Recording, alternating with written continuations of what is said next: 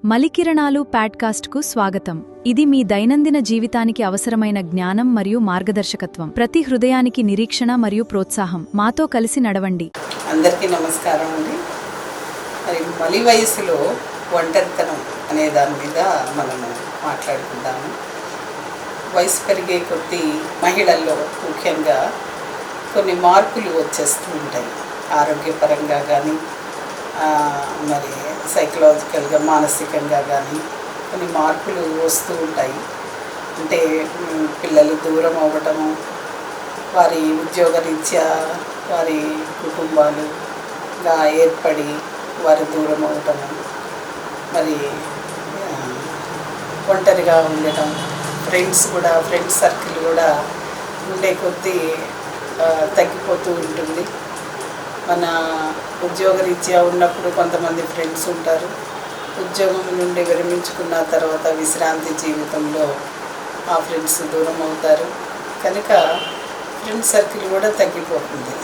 ఈ మార్పులతోటి ఒకలాంటి ఒంటరితనం అనేది ఆవరిస్తుంది. ఆ ఒంటరితనంలో ఏం చేయాలి మనం ఈ రోజుల్లో? మరి కాంటెంపరీ డేస్లో ఎన్నో అవకాశాలు ఉన్నాయి. ఇది వరకు రోజుల్లో అయితే అన్ని అవకాశాలు లేవు, కానీ ఇప్పుడు మన సమయాన్ని సద్వినియోగం చేసుకోవడానికి మరి సోషల్ మీడియా ఎంతో సహకరిస్తూ ఉంది. చక్కగా మరి మిగతా వారితో కూడా ఫ్రెండ్స్తో మాట్లాడుకోవచ్చు. వాట్సాప్లు అనేవి వచ్చినాయి కనుక వాటిల్లో మనం వీడియోల ద్వారా మన ఫ్రెండ్స్ని చూస్తున్నాము, మాట్లాడుతున్నాము, చక్కగా పలకరించవచ్చు.